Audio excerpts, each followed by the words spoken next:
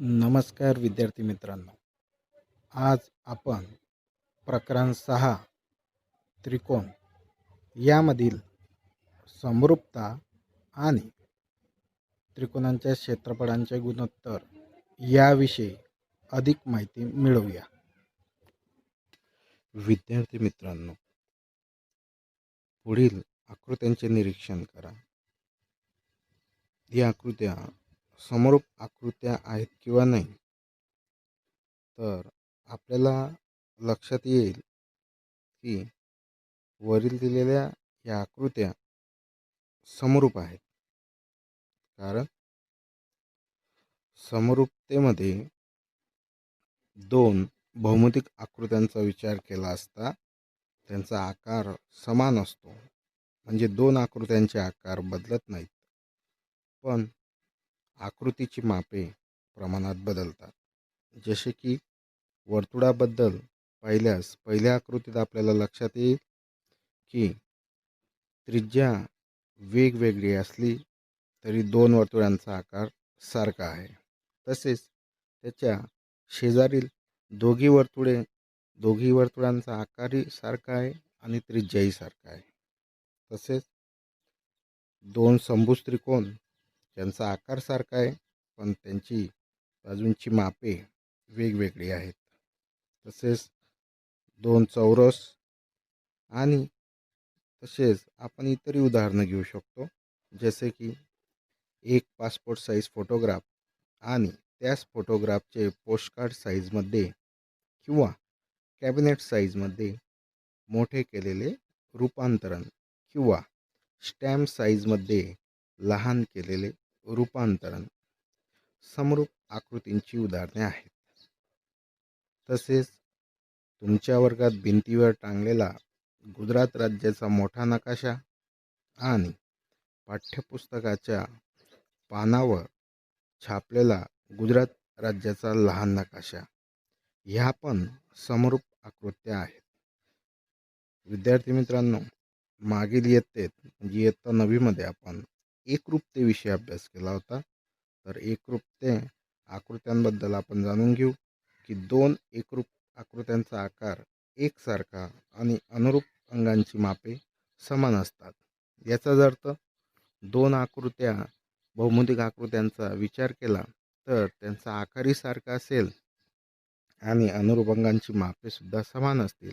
म्हणजे त्या दोन आकृत्या एकमेकांशी तंतोतंत जुळत असतील अशा दोन आकृत्यांना आपण एकरूप आकृत्या अशा म्हणूया. परंतु समरूपतेमध्ये जर आपण विचार केला तर दोघी आकृत्यांचे आकार बदलत नाहीत. म्हणजे दोन आकृत्यांचे आकार समान असतात, पण आकृतींची मापे प्रमाणात बदलतात. यावरून आपल्याला समरूप आकृतीची व्याख्या अशी करता येईल: दोन भौमितिक आकृतींचा आकार म्हणजे त्यांचे रूप किंवा देखाव समान असेल परंतु माप समान नसेल अशा आकृतींना समरूप आकृत्या म्हणतात. विद्यार्थी मित्रांनो, पुढील आकृत्यांचे निरीक्षण करा.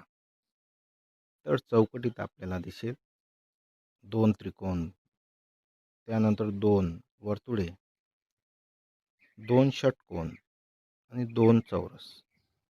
तर प्रत्येक भागात दाखवलेल्या दोन दोन आकृत्यांचा आकार सारखा आहे, परंतु त्या आकृत्या लहान मोठ्या आहेत, म्हणजे त्या एकरूप नाहीत.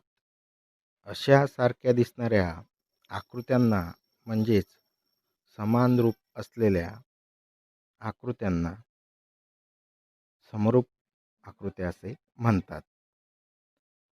तसेच खाली ताजमहालचे फोटोही दिलेले आहेत. एक लहान फोटोग्राफ आणि एक मोठा फोटोग्राफ.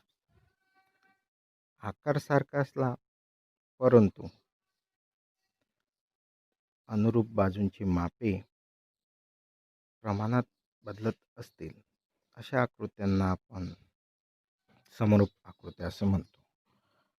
तसेच पुढे उदाहरण घ्यायचे असल्यास दोन रेषाखंड नेहमी समरूप असतात, परंतु ते एकरूप असतीलच असे आवश्यक नाही.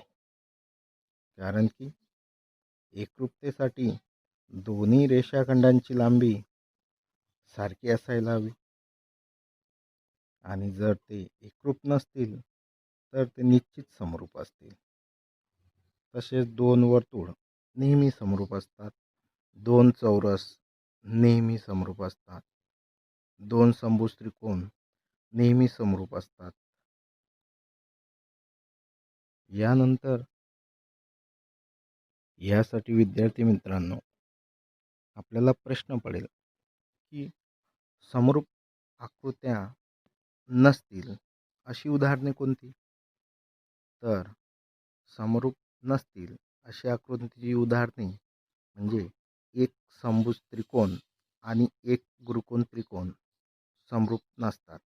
तसेच एक समभुज त्रिकोण आणि एक काटकोन त्रिकोण समरूप नसतात.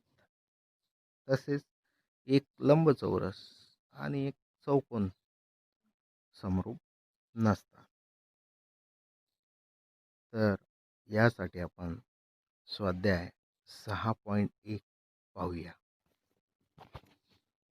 स्वाध्याय 6.1 प्रश्न. खालील रिकाम्या जागी योग्य पर्याय निवडा. पहिला उदाहरण. सर्वच वर्तुळे टिंब टिंब टिंब असतात. पर्याय एकरूप किंवा समरूप. तर समरूप आकृत्यांच्या व्याख्येनुसार सर्वच वर्तुळे समरूप असतात. तसेच उदाहरण 2. सर्व चौरसे टिंब टिंब असतात. तर सर्वच चौरसे समरूप असतात. उदाहरण 3. सर्वच टिंब टिंब त्रिकोण समरूप असतात. पर्याय समद्विभुज किंवा समभुज. तर सर्वच समभुज त्रिकोण समरूप असतात. पुढील प्रश्न. खालील दिलेले चौकोन समरूप आहेत किंवा नाही ते ठरवा. तर विद्यार्थी मित्रांनो शेजारील दोन चौकोनाच्या आकृत्या दिलेल्या आहेत आणि बाजूंची मापे दिलेली आहेत. तर दोन्ही चौकोनाच्या शिरोबिंदूंच्या संगततेचा विचार केला असता बाजूंचे गुणोत्तर समान आहे, परंतु अनुरूप कोनांची मापे समान नाही. यामुळे दिलेले चौकोन समरूप नाहीत. पुढील प्रश्न. समरूप आकृत्यांची उदाहरणे द्या. तर उदाहरण 1. कोणतेही दोन चौरस नेहमी समरूप असतात. उदाहरण 2. कोणतेही दोन वर्तुळ नेहमी समरूप असतात. अशी असंख्य उदाहरणं आपल्याकडे आहेत. तसेच कोणतेही दोन रेषाखंड समरूप असतात. तसेच कोणतेही दोन समभुज त्रिकोण समरूप असतात. पुढील प्रश्न. समरूप नसतील अशा आकृत्यांची उदाहरणे द्या. उदाहरण 1. एक काटकोन त्रिकोण आणि एक समभुज त्रिकोण कधीही समरूप नसतात. उदाहरण 2. एक समभुज त्रिकोण आणि एक गुरुकोन त्रिकोण कधीही समरूप नसतात. आणखी उदाहरण द्यायचे म्हटल्यास तर एक लंबचौरस घेऊया आणि एक समलंब चौकोन घेऊया. तर दोघीही दोन आकृत्या घेतल्यास तेही समरूप नसतात. दोन त्रिकोणांच्या क्षेत्रफळांचे गुणोत्तर काढणे. तर विद्यार्थी मित्रांनो समरूप आकृत्यांबद्दल आपण माहिती मिळवली. आता इथे दोन त्रिकोणांच्या क्षेत्रफळांचे गुणोत्तर काय येते याबद्दल अधिक माहिती मिळवूया. कोणत्याही दोन त्रिकोणांच्या क्षेत्रफळांचे गुणोत्तर काढताना आपल्याला त्रिकोणाच्या क्षेत्रफळाचे सूत्र माहीत असणे आवश्यक आहे. त्रिकोणाच्या क्षेत्रफळाचे सूत्र बरोबर 1/2 किंवा 1/2 गुणिला पाया गुणिला उंची किंवा त्यासाठी काढलेला लंब किंवा वेध. तर उदाहरण घेतल्यास इथे दोन आकृत्या आहेत. आकृती 1.1 त्रिकोण ABC आणि आकृती 1.2 त्रिकोण PQR. तर त्रिकोण ABCचा BC हा पाया आहे व AD ही उंची आहे. तसेच त्रिकोण PQRचा QR हा पाया आहे व PS ही उंची आहे. आणि यावरून गुणोत्तर काढत असताना त्रिकोण एबीसीचे क्षेत्रफळ भागिला त्रिकोण पी क्यू आरचे क्षेत्रफळ बरोबर 1/2 गुणिला पाया गुणिला उंची. त्रिकोण एबीसी मध्ये बघा 1/2 गुणिला पाया आहे बीसी आणि त्यासाठी जो लंब आहे त्याच्यावरती तो आहे गुणिला एडी. छेदस्थानी त्रिकोण पी क्यू आरचे क्षेत्रफळ काढताना 1/2 गुणिला त्रिकोण पी क्यू आर मध्ये पाया आहे क्यू आर आणि उंची आहे पी एस. म्हणून एरिया त्रिकोण एबीसी किंवा त्रिकोण एबीसी क्षेत्रफळ भागिला एरिया त्रिकोण पी क्यू आर किंवा त्रिकोण पी क्यू आरचे क्षेत्रफळ बरोबर 1/2 सामायिक असल्याने त्यांना आपण बाद करूया आणि आपल्याजवळ राहील बी सी गुणिला ईडी छेदात क्यू आर गुणिला पी एस. यावरून आपल्याला असे म्हणता येईल दोन त्रिकोणांच्या क्षेत्रफळांचे गुणोत्तर हे त्यांच्या पाया व संगत उंची यांच्या गुणाकारांच्या एवढे असते किंवा दोन त्रिकोणांच्या क्षेत्रफळांचे गुणोत्तर हे त्यांच्या पाया व संगत उंची यांच्या गुणाकारांच्या गुणोत्तरा एवढे असते. एका त्रिकोणाचा पाया आता आपण B1 आणि उंची H1 घेऊया. तसेच दुसऱ्या त्रिकोणाचा पाया B2 आणि उंची H2 घेऊया.